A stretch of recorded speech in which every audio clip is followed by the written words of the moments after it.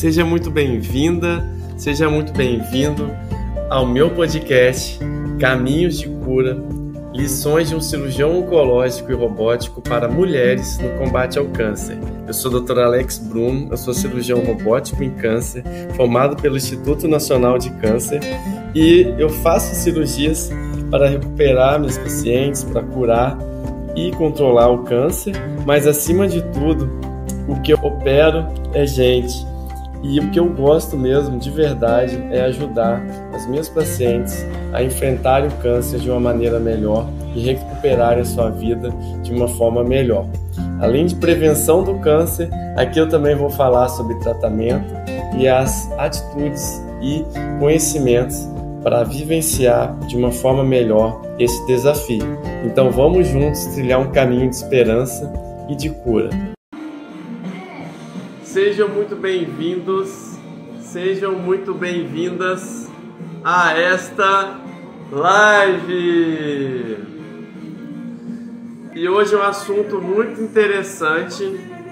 Eu vou compartilhar com você como é o processo de decisão entre fazer uma cirurgia e ajudar o paciente a escolher e indicar para ele entre fazer uma cirurgia aberta, uma cirurgia por vídeo ou uma cirurgia por robótica. Esse é o assunto de hoje.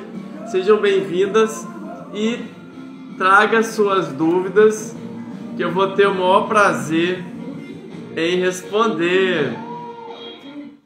Até o final da live, você que está entrando aí, pode ficar à vontade e me fazer perguntas.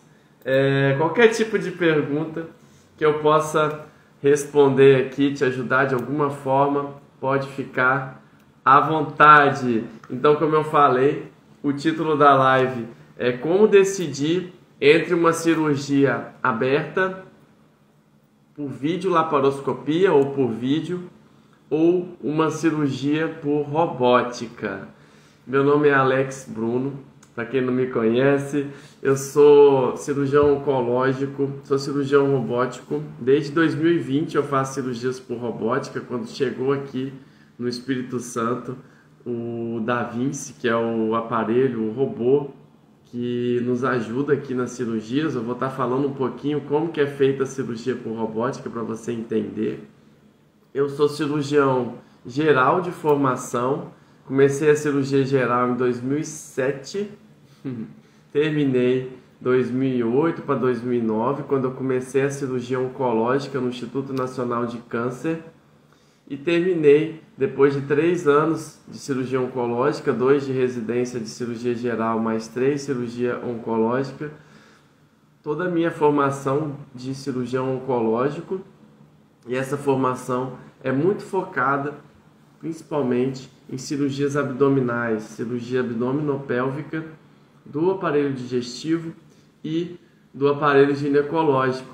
Então, eu trago muitas informações aqui para você que está me ouvindo sobre o câncer, não só de prevenção, mas também de tratamento e alguns tipos de tumores, alguns tipos de doenças benignas, como a endometriose e os miomas uterinos, que, como eu faço muitas cirurgias ginecológicas, eu dedico a essa área há muitos anos, eu também opero pacientes com miomas ou com endometriose. Então aqui eu deixo para vocês informações de qualidade sobre esses assuntos importantes, sobre cirurgia, sobre enfrentamento do câncer e também sobre como evitar o câncer, além das informações sobre a própria cirurgia, né? Então, quem quiser fazer alguma pergunta, fique à vontade.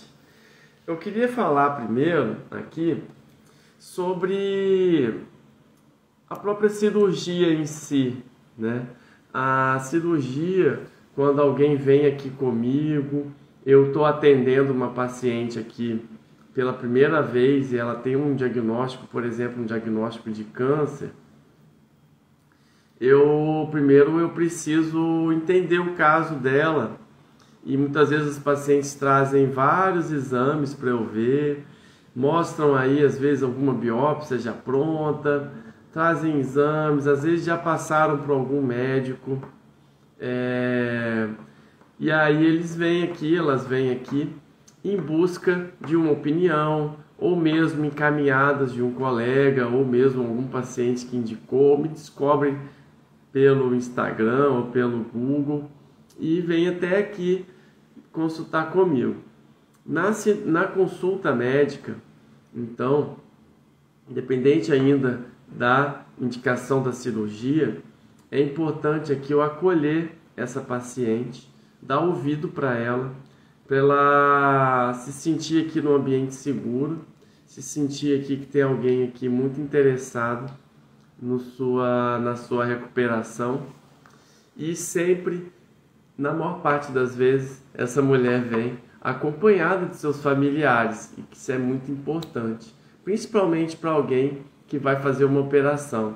Ser acompanhado por familiares e amigos também vai ser importante, porque nesse momento é um momento de fragilidade, é um momento de insegurança, em que a presença ali dos rostinhos ali familiares vai ser muito importante.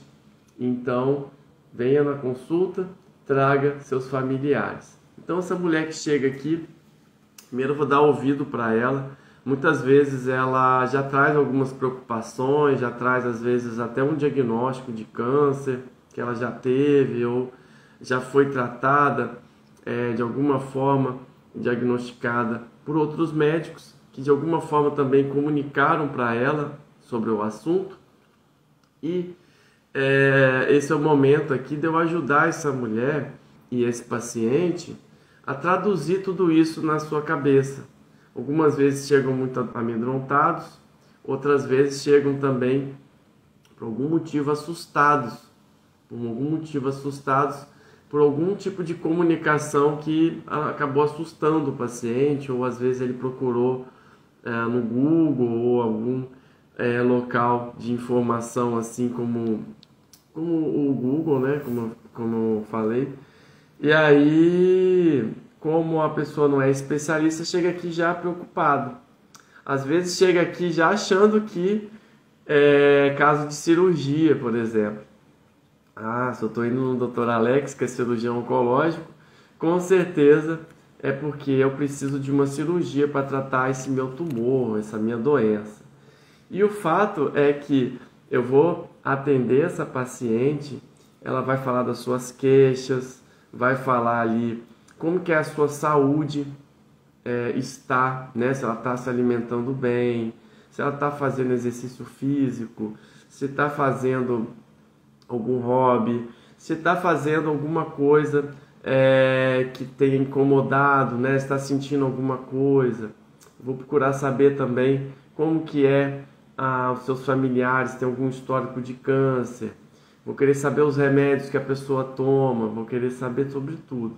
Porque isso vai ser importante, porque caso mesmo essa pessoa, esse paciente, essa mulher precisa de uma operação, eu conhecer o seu estado de saúde vai ser importantíssimo para eu decidir como que eu vou indicar uma cirurgia, se vai ser indicada a cirurgia ou não, e como que eu vou fazer, se é por vídeo, cirurgia, se é por robótica ou por uma cirurgia aberta. Então veja que já no começo de uma consulta médica, conversando com a paciente, entendendo sobre a sua saúde geral, eu já consigo começar a pensar, né, relacionado à sua idade, relacionado aos remédios que o paciente toma, que a paciente toma, se trata a pressão alta, se já fez cirurgias, quais são as cirurgias que já foram feitas, porque isso também vai me ajudar a decidir, quando eu vou fazer uma operação,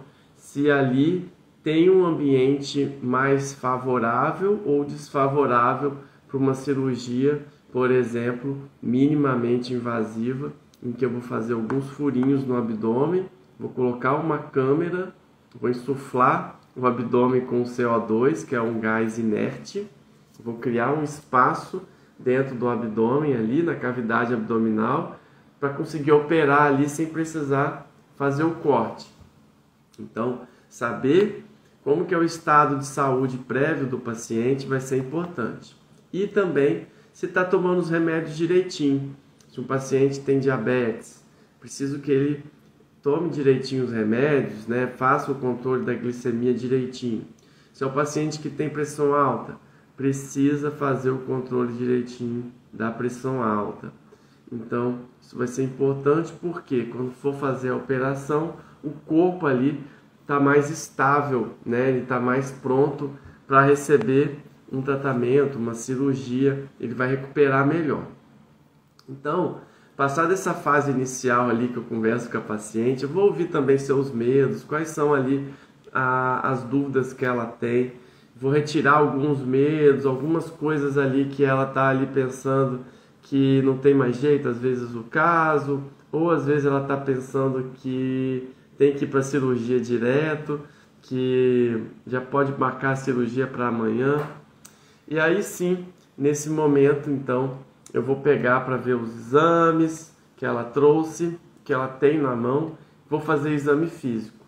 O exame físico também é muito importante, mesmo num câncer gastrointestinal, qualquer tipo de câncer abdominal, câncer ginecológico, através do exame físico, eu vou ali conhecer ali o corpo do meu paciente, ver se tem alguma cicatriz, ver como que ele está, se ele está corado, como é que está o batimento do coração, vou escutar o pulmão, a parte abdominal, vou palpar o abdômen, tudo ali, enquanto eu estou vendo assim, examinando o meu paciente, eu estou ali também fazendo uma reflexão, como seria melhor operar esse paciente, né? Eu vou ver o biotipo, se é uma paciente mais magrinha, se é uma paciente com mais peso, que tem um diagnóstico de obesidade, vou ver se é uma paciente, por exemplo, idosa, como é que é o seu grau ali de liberdade de movimento, se ela consegue subir na mesa sozinha, se ela tem autonomia para fazer as suas coisas. Então, tudo isso o médico está examinando. As pacientes, principalmente os pacientes com câncer gastrointestinal e ginecológico, também é importante, né, no caso da mulher, o exame ginecológico, o exame de toque e também, no caso do homem, o toque retal. Através desses exames e também com a palpação abdominal, é possível ver se tem alguma massa, se tem ali algum tipo de tumor que está muito grande ou algum caso ali que existem muitos tumores para lidar. Isso também vai me ajudar a decidir se eu vou fazer aquela cirurgia por via aberta, por videocirurgia ou até por robótica. Eu não estou falando aqui da cirurgia vaginal. Outro dia eu vou trazer aqui uma super expert, que é a doutora Eliane Lagão, que é uma aluna minha, foi aluna minha da ginecologia, né? Uma ginecologista excelente, para a gente falar um pouquinho de cirurgia vaginal, porque a cirurgia vaginal ela também tem uma grande aplicabilidade na mulher e é também considerada uma cirurgia minimamente invasiva, com ótimos resultados e com recuperação super rápida para aquela mulher que tem uma indicação precisa de cirurgia vaginal, vale bastante a pena. Aí eu vou trazer ela numa próxima oportunidade para falar só de cirurgia vaginal, para você que ficou curiosa ou curioso. Aí, já tem uma pergunta aqui. Obrigado, Fernanda. Vou responder a sua pergunta. A margem de leiomiosarcoma pode ser feita vídeo ou robótica? Eu vou te explicar, tá bom? Então, eu estou ali palpando a paciente. E aí, boa noite, Clara. Que bom que você está aqui. Você é muito bem-vinda aqui. Então, eu estava falando ali que eu estava examinando a minha paciente e ali estava ajudando eu a decidir. Aí, acontece então desse paciente vir, voltar, sentar aqui na minha frente e aí eu comunicar para ele, né? Depois que eu examinei, que eu já conversei com ele, eu vou explicar para ele o que ele tem, com as minhas palavras, né? Então é muito importante, né? Faz toda a diferença a palavra bem colocada. Afinal, medicina se faz com remédios, se faz com cirurgia robótica, né? Como eu falei, cirurgia laparoscópica, mas sobretudo cirurgia se faz e medicina se faz com palavras, né? São essas palavras também bem colocadas para uma paciente que está ali enfrentando o desafio de uma operação, palavras de apoio, palavras de incentivo, sempre baseadas na verdade, no que o paciente tem, em coisas concretas e reais, embasadas na literatura, mas essas palavras são importantíssimas de serem bem colocadas para essa paciente ir com segurança para a operação. Eu acho isso super importante. Depois de ter aí 18 anos que eu me dedico a fazer cirurgias, já é bastante tempo, fora antes com a minha formação de médico, né?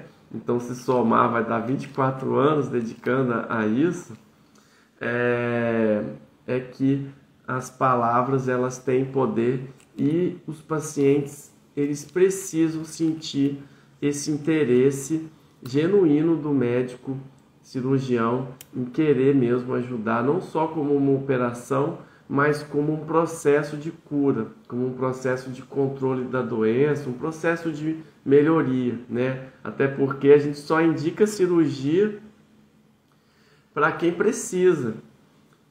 Vai ter então pacientes que vai chegar aqui comigo e por mais que eles queiram fazer uma operação, por mais que eles achem que é uma operação que eles precisam, eu vou chegar aqui para ele depois de ver o paciente, a paciente conversar e examinar, ver os exames todos, às vezes volta em consultas de retorno com os exames feitos e aí eu consigo decidir sobre a indicação da cirurgia. Mas existem os casos em que eu vou falar, olha, o seu caso não é um caso de operação. O seu caso, por exemplo, vai ser melhor você fazer uma quimioterapia e uma radioterapia, por exemplo, no caso do câncer de colo de útero.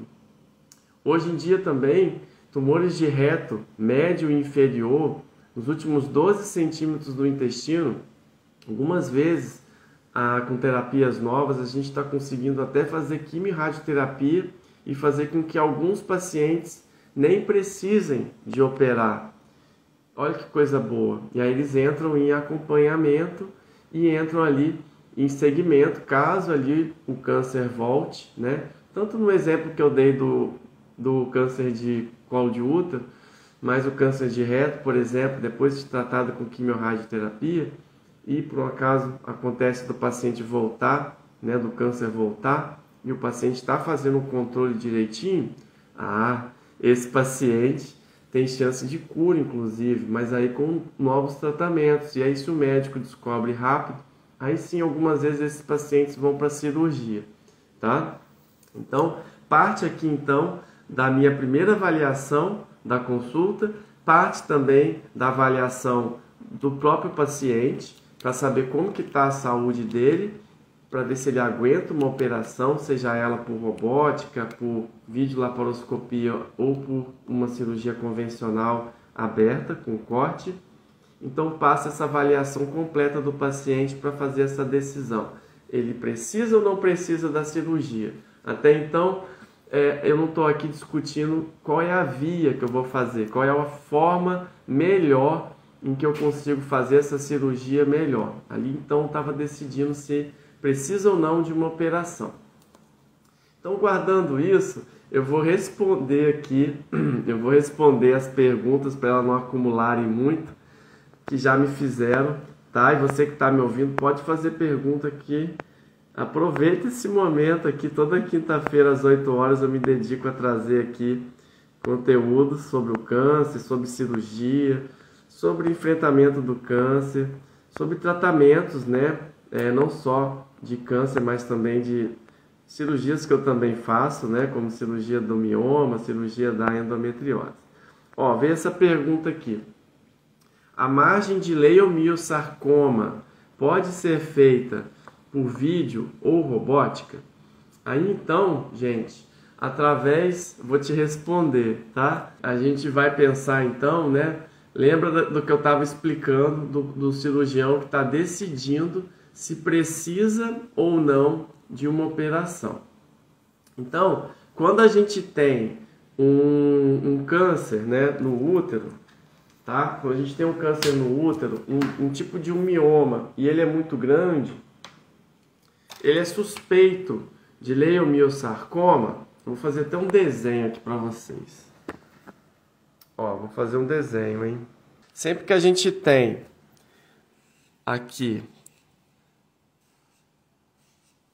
um tumor muito grande, aqui, muito suspeito dentro do útero, e ele não parece um mioma comum, ele tem algumas características de leiomiosarcoma.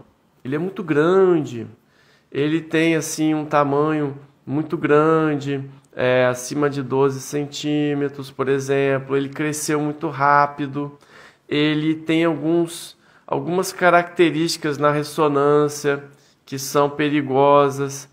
Ele está causando dor, ele cresceu demais e muito rápido, e a gente tem uma suspeita que ele é um tipo de um câncer, o leiomiosarcoma, que é um tumor raro, numa paciente normalmente que tem lá por volta dos 50 anos, que é a idade que dá o leiomiosarcoma, né? Não é uma regra, mas é uma idade assim.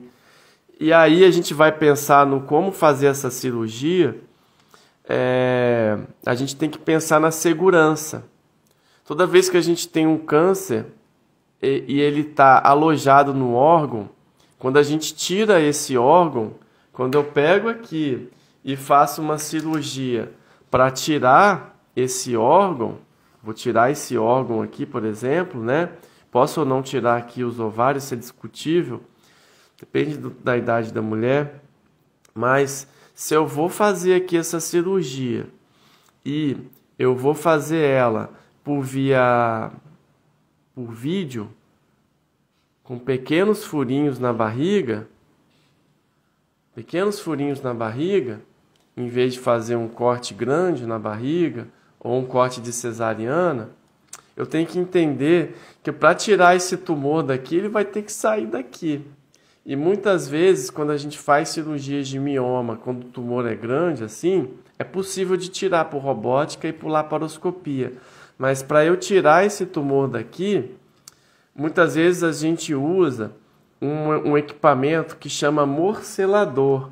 Morcelador é um equipamento que a gente coloca o útero numa bolsinha protetora e a gente vai tirando pedacinho por pedacinho através aqui do cortezinho. E aí essa paciente termina a cirurgia e nem precisa fazer nenhum corte na barriga. É uma maravilha para quem tem mioma grande.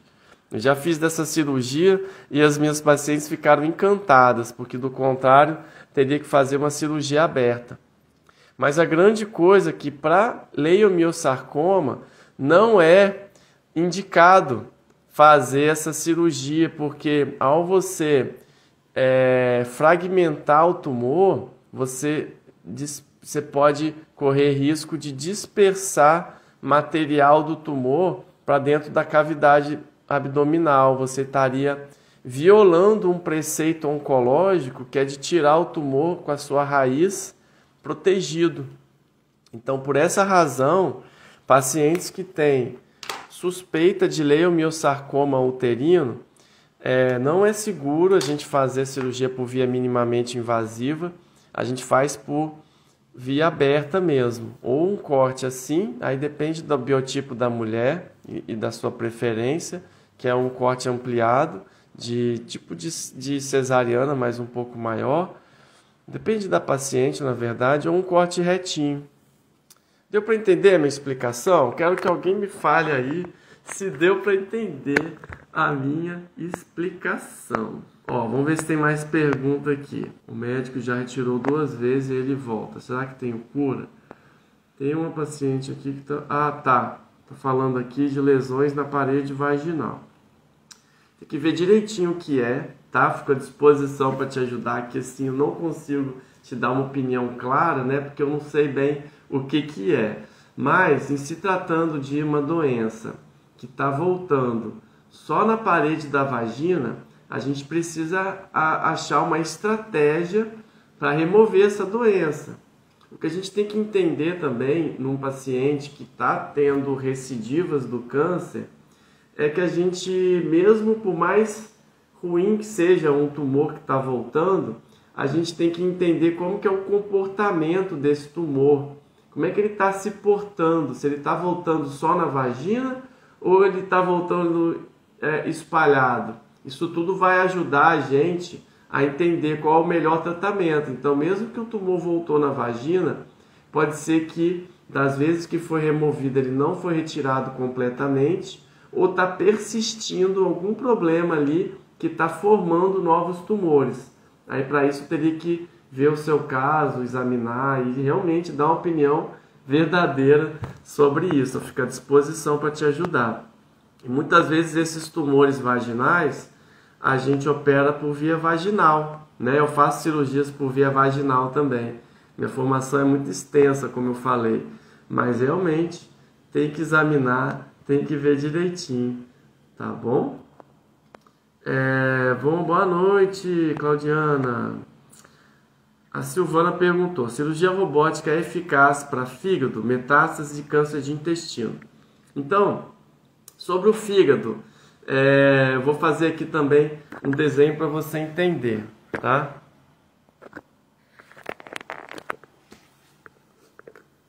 É mais ou menos assim que funciona. Se eu tenho aqui o fígado,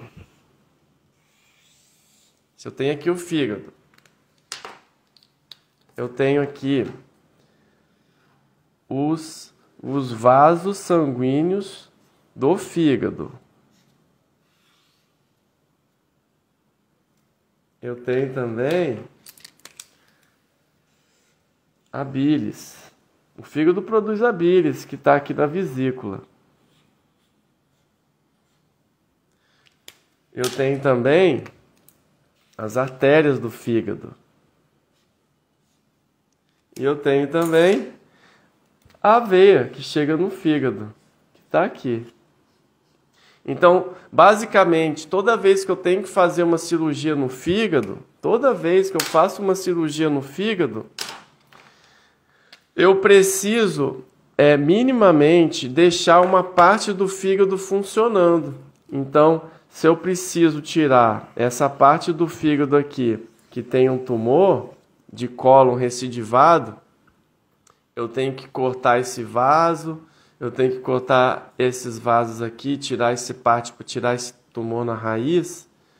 Eu tenho que saber se o que vai sobrar vai ter fígado suficiente, né? Aí já depende do paciente, depende de quantos tumores ele tem, depende de como está a sua função hepática, se ele tem cirrose ou não, se ele tem uma função boa do fígado. Eu tenho que garantir que vai sobrar fígado suficiente para que o corpo dele recupere dessa operação. Basicamente, então, é possível fazer uma operação no fígado quando eu consigo atingir meu objetivo, que é retirar o tumor inteiro e preservar o fígado suficiente para que esse câncer seja removido e esse paciente continue vivo e bem, né? A cirurgia do fígado, ela é muito bem realizada hoje, tanto por via robótica, por via laparoscópica e por via aberta. Mas sim, conforme foi passando o tempo e foi sendo desenvolvido a cirurgia hepática, cada vez mais é possível fazer essa cirurgia por robótica e sim, tendo seus benefícios, com menos sangramento, com menos dor, com uma recuperação mais rápida.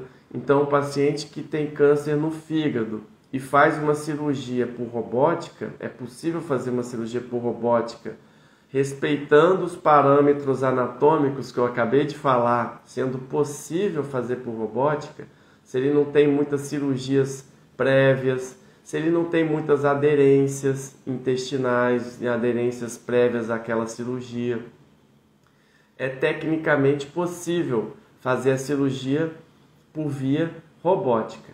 Mas se esse paciente, fazendo uma avaliação, ele tiver múltiplos tumores no fígado e a gente pensar que não vai ser uma cirurgia, como se diz, anatômica ou uma cirurgia muito atípica, que não tem um início, meio e fim bem definido,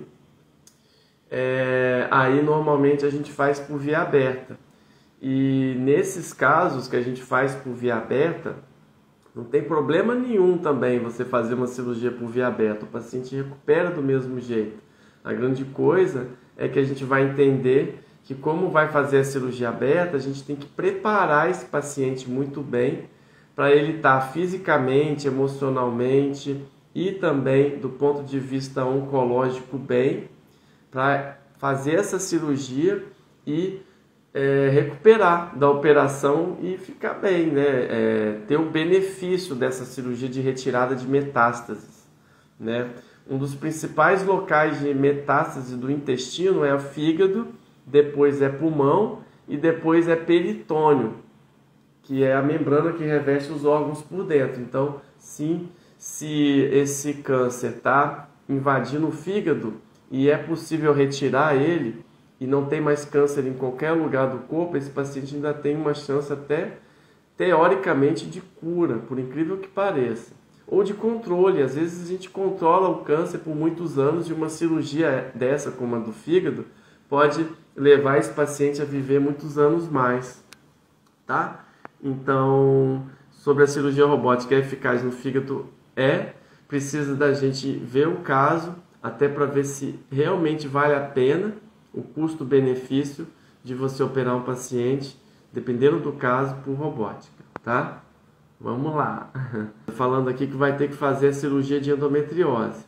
Então, a cirurgia de endometriose é uma cirurgia muito delicada, Os dois principais objetivos de uma cirurgia de endometriose eliminar a dor, o sofrimento de uma paciente que está ali de maneira cíclica, desenvolvendo dores no abdômen relacionadas à sua menstruação, dor para ter relação, dor para fazer xixi ou cocô, aumento de extensão abdominal durante a menstruação.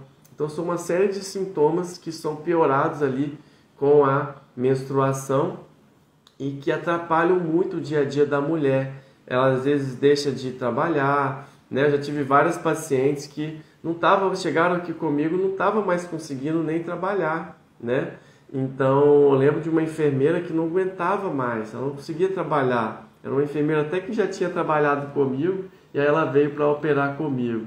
Ficou bem da cirurgia e voltou a trabalhar. Mas, realmente, é um problema de saúde pública, a endometriose, 1 em cada 10 mulheres em idade reprodutiva pode ter endometriose. E no mês passado eu fui num congresso, no 9º congresso de endometriose, foi lá em São Paulo, e eu pude ver toda a evolução ali da cirurgia minimamente invasiva, até porque para a endometriose a principal via de escolha é a cirurgia minimamente invasiva, porque ela garante que essa paciente vai recuperar mais rápido, vai ter menos dor, vai ter mais estética, mas também, por ser uma cirurgia menos agressiva para a pelve da mulher, ela vai causar menos aderências. Então, o resultado da operação, sendo ela mais bem realizado pela robótica, como ela é mais delicada, como ela é mais visualmente, o cirurgião consegue enxergar melhor do que a videolaparoscopia. Comparando aí a videolaparoscopia com a robótica é ainda melhor e tem se mostrado ainda mais benefícios, cada vez mais. Então, nesse congresso, a maior parte das aulas era sobre cirurgia robótica, que está cada vez mais aí ganhando força para o tratamento da endometriose. E sim, existem outros tratamentos que não podem ser esquecidos, que é o tratamento clínico, associado aí com a medicina reprodutiva para a mulher que quer engravidar, associado com outras terapias não médicas, né, como psicologia, fisioterapia pélvica, outras também médicas, a neuromodulação, também a acupuntura. Parece que é muita coisa, mas o desafio é grande mesmo. Essa mulher precisa de cuidado. E sim, quando o problema está mais sem controle, parece muita coisa, mas depois que vai andando e essa mulher vai se conhecendo e vai caminhando e tendo melhora na sua qualidade de vida, as coisas vão ficando menos complicadas, tá bom? Elisângela, a minha cirurgia foi aberta devido à minha impossibilidade de ressonância magnética? Boa pergunta. A gente sabe, né, num caso, como que ela está me perguntando, é uma paciente minha, então eu conheço o caso dela, mas o que a gente sabe quando a gente tem um tumor e ele de alguma forma cresceu mais do que ele precisa, o que ele pode crescer para dar segurança para uma cirurgia aberta, a gente pode, por exemplo, fazendo a cirurgia por vídeo ou por via minimamente invasiva por robótica, um tumor que já cresceu, não necessariamente em tamanho, mas em complexidade, ele já cresceu muito aonde ele nasceu, independente do órgão, a cirurgia robótica e a cirurgia videolaparoscópica, dependendo do diagnóstico, não é todos, mas dependendo do diagnóstico, ela não vai ser a melhor opção. Então, ou porque o tumor cresceu muito, aí fica difícil da gente manipular ele lá dentro da barriga sem cortar, ou porque o seu tipo, né, como é o caso do câncer de colo de útero, que quando ele cresce principalmente acima de 2 centímetros, ou ele tem características mais agressivas, hoje a gente sabe na literatura que a cirurgia aberta é mais recomendada, é mais segura, tem mais chances de cura, então a gente usa a cirurgia aberta. Tomando todos os cuidados, a anatomia da pelve da mulher é muito delicada, a gente tem que preservar a anatomia ali da inervação, fazer a cirurgia o mais perfeita ali que seja. A mão humana também, a própria cirurgia aberta, ela é excepcional, ela é muito boa, porque a gente está ali sentindo o tumor, a gente está palpando, a gente está usando todas as habilidades aí, como eu falei, tem 24 anos que eu treino, né, minhas habilidades cirúrgicas, né, desde acadêmico de medicina. Então o cirurgião ele opera assim uma qualidade muito grande. O grande lance da cirurgia robótica e como que ela vem auxiliando o cirurgião a melhorar os seus resultados é porque ela permite transportar todas as habilidades que o médico cirurgião tem com a sua mão sem precisar cortar. Aí por isso que está ali o grande benefício da cirurgia robótica, porque quando surgiu a cirurgia por vídeo ela foi muito boa e ela é muito boa, ela vai continuar sendo muito boa, porque ela faz as cirurgias com furinhos, o corpo tem menos trabalho para recuperar, então como ele tem menos trabalho para recuperar de um corte, por exemplo, o paciente tem alta mais cedo, ele tem menos dor, ele volta para o trabalho mais rápido, ele volta para uma quimioterapia mais rápido se precisar. Mas a grande coisa é que a cirurgia por vídeo ela tem algumas limitações. Ela tem a visão em 2 dimensões, então é como se o cirurgião estivesse olhando com um olho só. Ele tem alterações, né, de movimento, então os movimentos do cirurgião eles são espelhados. Se eu vou com a minha mão para a direita, a pinça vai para a esquerda. Se eu vou com a minha mão para frente, a pinça vai para trás. Então, depois de longa curva de aprendizado, né? Curva de aprendizado é o tempo que o cirurgião leva para aprender. Ele consegue ali fazer cirurgias por vídeo muito bem. Eu faço cirurgias por vídeo desde 2008, é muito tempo. E eu já fiz vários cursos, né, milhares de horas aí operando pacientes por vídeo. A grande coisa é que, como eu falei, as pinças de vídeo, por mais tecnologia que elas têm limitações de movimento. E aí quando veio a cirurgia robótica, o cirurgião tem a visão binocular, ele vê com os dois olhos, ele vê em 3 dimensões.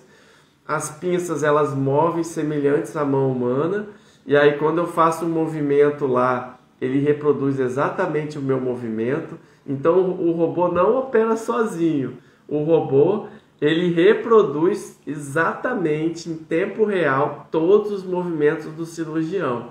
Por isso que a cirurgia robótica ela é segura e ela leva, então, no ambiente minimamente invasivo, sem cortes, todas as habilidades do cirurgião e ainda com uma visão mais amplificada. Então, o cirurgião consegue fazer uma cirurgia ainda mais delicada. Infelizmente, como eu falei, para alguns casos, a gente não vai poder fazer por robótica. Ou porque os tumores estão muito espalhados na barriga e o cirurgião tem que mexer em vários locais, ele tem que palpar. Isso acontece muito em casos como câncer de ovário, câncer de intestino, quando tem ali algumas metástases abdominais no peritônio. Algumas vezes é indicado a cirurgia aberta e retirada dessas metástases para o peritônio. Eu faço esse tipo de cirurgia. Então, nessas cirurgias a gente tem mesmo que atuar em vários órgãos, cirurgias longas, e que vale a pena porque o paciente se livra ali daqueles tumores e a quimioterapia depois age melhor. Um cirurgião que faz uma cirurgia de 10 horas, é uma cirurgia aberta, ele cansa mais. E quando faz com videolaparoscopia, ele cansa ainda mais do que uma cirurgia aberta.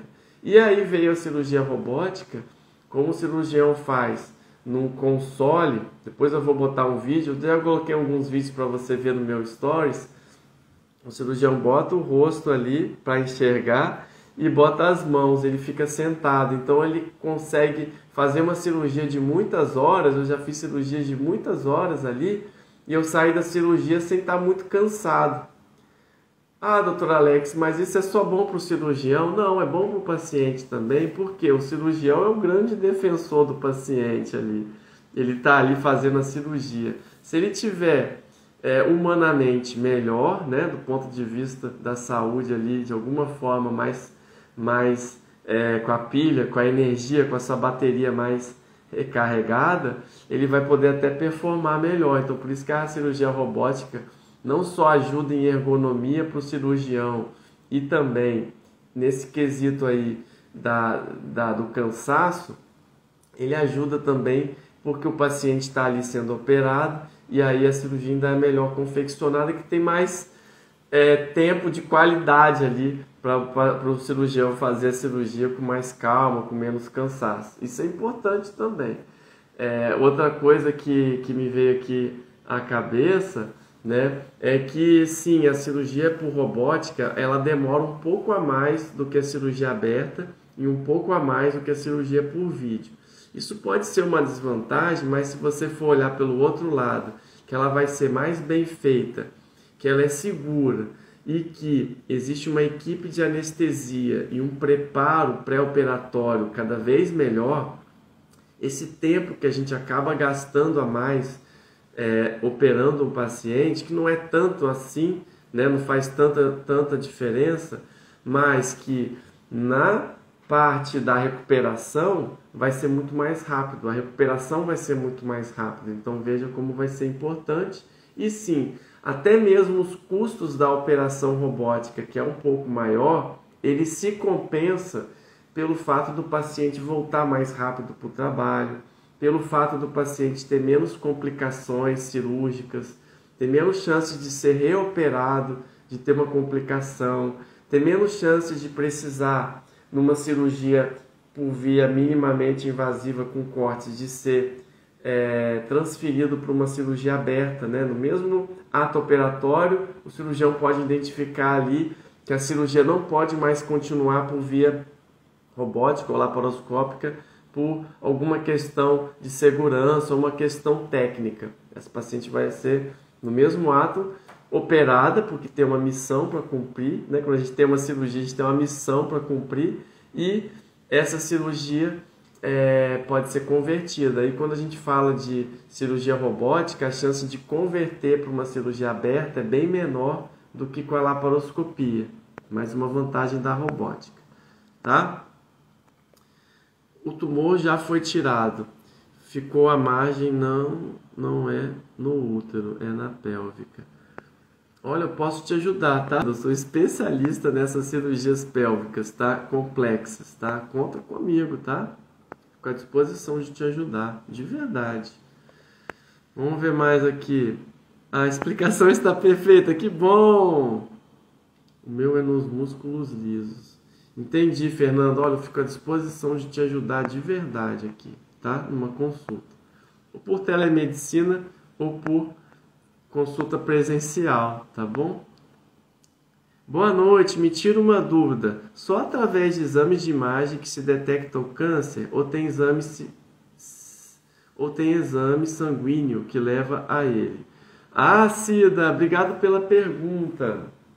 Olha, a primeira coisa quando a gente pensa em detecção do câncer, a gente tem que entender que tem a detecção do câncer quando ele não tem sintomas ainda, e tem a detecção do câncer quando ele já tem sintomas, inclusive quando às vezes até o médico pode palpar o abdômen, pode palpar uma mama, palpar uma axila, ou ver uma lesão na pele do paciente, ou fazer um toque, né, no reto e ver que tem um tumor, né? E são todos os casos que o tumor está visível e que ele está, do ponto de vista físico, né, numa consulta médica, ele pode ser detectado. Né? Não precisa de um exame para ser detectado. O próprio médico, fazendo ali a consulta, ele já consegue detectar, e sim, depois ele vai fazer exames, vai fazer biópsia para confirmar.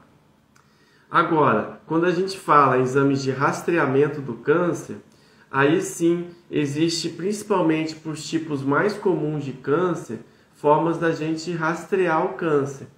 Então, para o câncer de mama, a mamografia, ela é feita para rastreamento do câncer, a ultrassom da mama, a ressonância da mama, alguns outros exames que estão ficando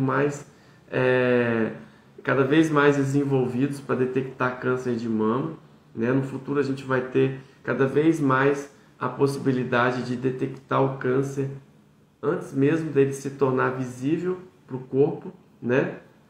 A ponto de fazer cirurgias menos agressivas e a ponto de curar mais as pacientes. Então, no caso do câncer de mama, a visita anual com o seu mastologista ou seu ginecologista vai ser fundamental. E a mamografia ou ultrassom, dependendo da sua idade, também vai ser importante. Às vezes elas se complementam e dependendo do seu risco, né, dependendo do histórico familiar, pode ser que a ressonância magnética seja também uma importante forma de prevenir, no caso, na verdade, fazer diagnóstico precoce do câncer de mama e sim conseguir mais chance de cura. Câncer de próstata. Eu não faço câncer de próstata, eu não trato câncer de próstata aqui. Apesar de até esses dias eu ter atendido um paciente, como eu sou muito dedicado a câncer, à cirurgia do câncer, eu ajudei bastante ele. Mas próstata não é algo que eu opero, não.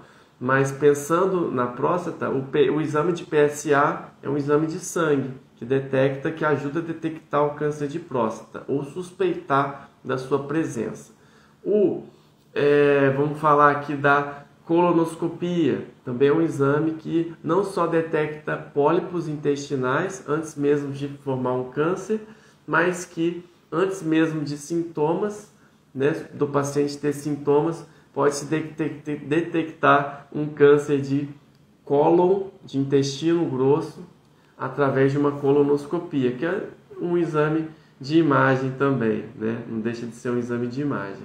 E é possível também, cada vez mais, com os avanços aí da medicina, da biotecnologia, os avanços da medicina de precisão e os avanços aí da genética, da oncogenética, é possível também, e cada vez mais vão ser criados exames para detectar o câncer, por exemplo, no sangue, né?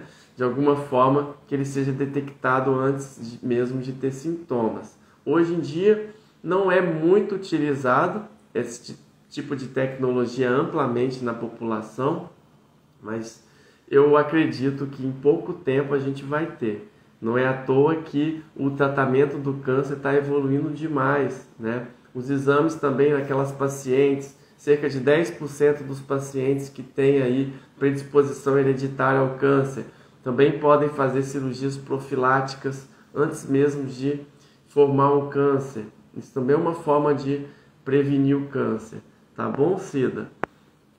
E a cirurgia robótica é ainda mais importante nessas pacientes que vão fazer aí alguma cirurgia profilática, tanto para o aparelho digestivo, como é a gastrectomia profilática, como é a colectomia profilática, por exemplo, mas também a cirurgia ginecológica com as esterectomias, as salpingoforectomias profiláticas podem ser feitas muito bem, todas elas com a cirurgia robótica, com menos impacto na vida do paciente, né? Um paciente que não sente nada e que merece sim uma recuperação melhor e sim menos cicatrizes.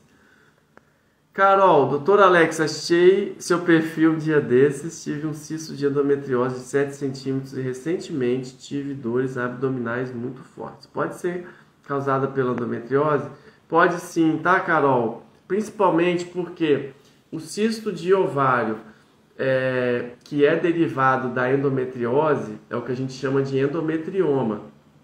E, na maioria das vezes, quando a paciente tem um endometrioma, ela também tem outros focos do que a gente chama de endometriose profunda, que é a endometriose que não só atingiu a superfície dos órgãos pélvicos, mas também atingiu órgãos, pode estar atingindo o intestino, bexiga. Eu não estou falando para te assustar, mas para te informar que possivelmente tem mais coisa para a gente cuidar, e eu fico aqui à disposição, tá, de te ajudar, viu, nessa investigação e nessa indicação de cirurgia, tá bom? Aqui é o útero, né, com alguns focos aqui de endometriose, mostrando que a endometriose é um tecido que vem aqui do endométrio, que por algum motivo, né, a gente sabe que cerca de 90% das mulheres, quando tem uma menstruação, existe um pouco de refluxo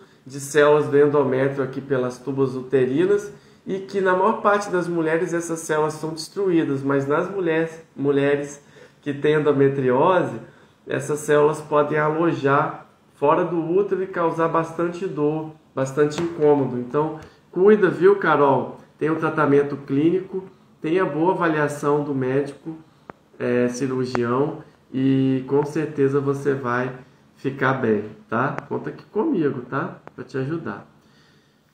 Eu quero muito tratar, mas é somente com cirurgia, né? Ah, então, Carol, não necessariamente com cirurgia não, tá? É possível acompanhar, é possível entender ali se um tratamento clínico pode te ajudar, é possível entender também se dieta.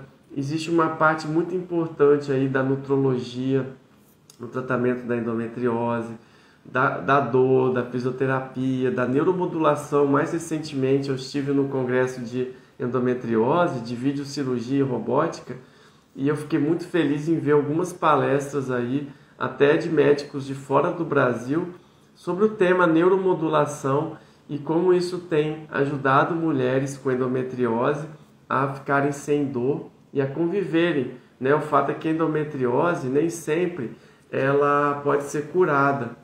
É sabido que na maior parte das vezes a gente precisa controlar a endometriose e fazer com que essa mulher tenha seus filhos, se assim ela quiser, né? Ajudar ela a cuidar da parte reprodutiva, ajudar ela nessas questões aí da dor e do seu dia a dia, para ela viver melhor. E aí a cirurgia robótica, falando em cirurgia robótica, ela é essencial nesses casos aí, como que você ilustrou aí, de cistos no ovário, para tirar esse cisto, preservar os ovários, né? A cirurgia robótica ainda consegue uma melhor delicadeza, maior delicadeza também em tratar os nervos da pelve da mulher, como são importantes os nervos da pelve da mulher, a gente fazer uma cirurgia com preservação desses nervos, para que suas funções urinárias, suas funções intestinais, suas funções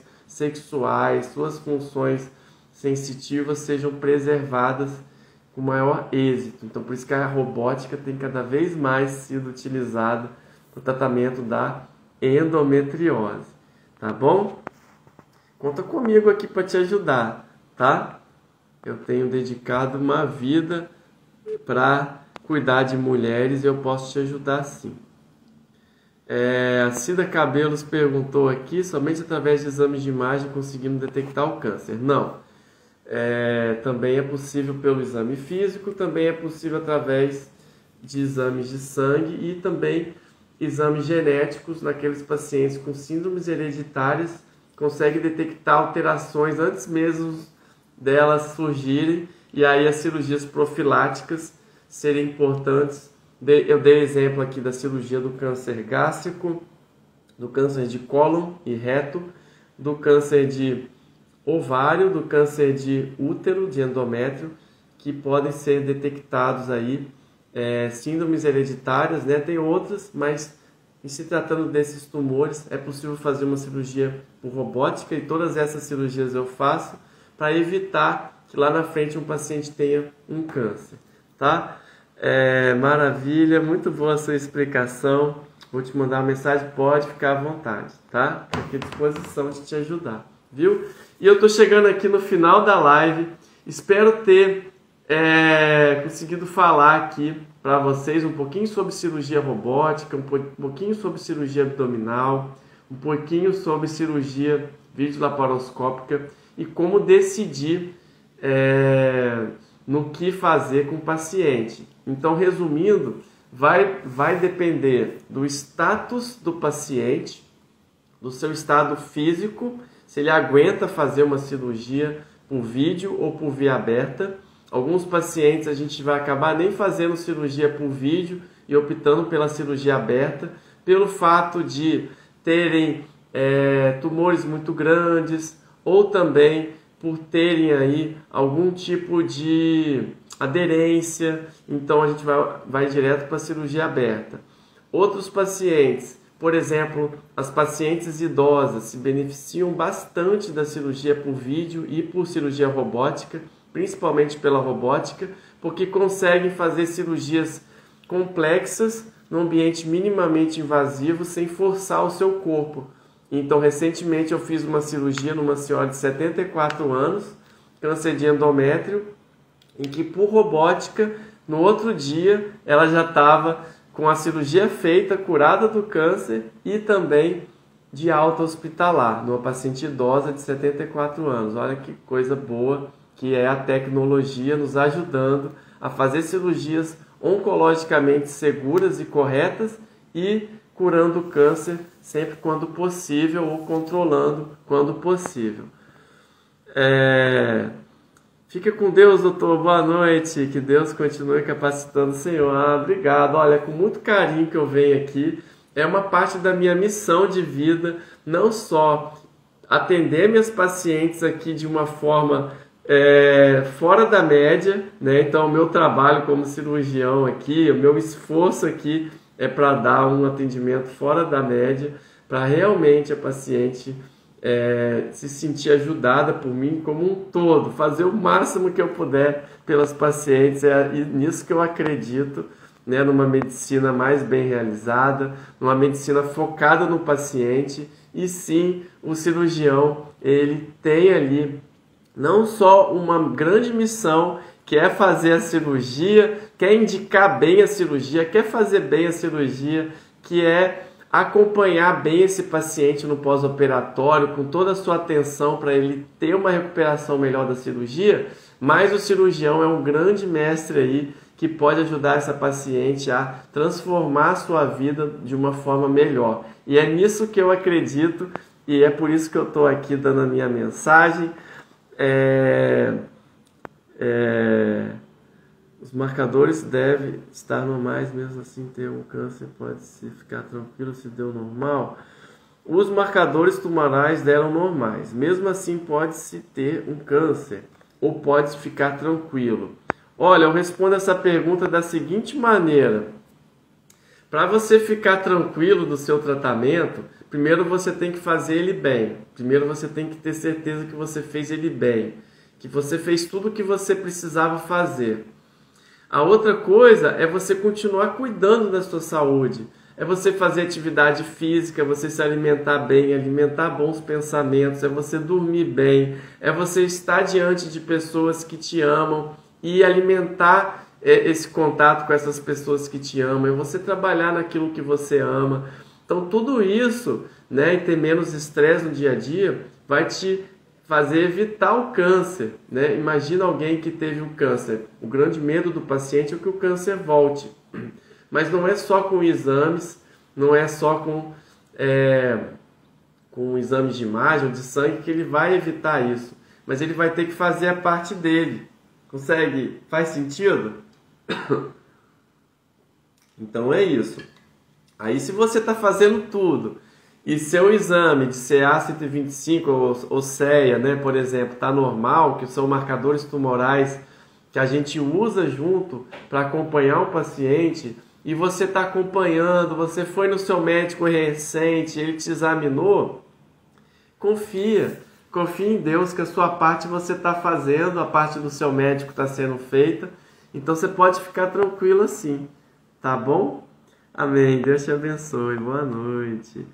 Oi, gente, olha, muito obrigado aí pelas perguntas, espero ter ajudado vocês, tá? Conte comigo por que precisar, uma boa noite, vamos cuidar da nossa saúde, vamos ser felizes, e semana que vem eu vou voltar aqui com um tema muito especial sobre a parte de esôfago, a parte de estômago, com um amigo meu, um grande gastroenterologista, Dr. Alex Leite, que também é um xará meu, ele é aqui de Vitória, um grande amigo meu, presidente da Sociedade Brasileira de Endoscopia, e que a gente vai falar um pouquinho de gastrite, de refluxo, de câncer gástrico, para realmente informar a população, né, das pessoas se cuidarem bem, sofrerem menos, né, com refluxo, com azia, com indigestão, de alguma forma ajudá-los. Então o convite fica feito para quinta que vem às 8 horas a gente se encontrar.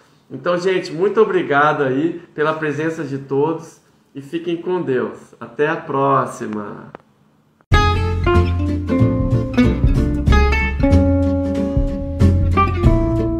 E agora eu quero te agradecer por ouvir o meu episódio e eu quero te fazer 3 pedidos.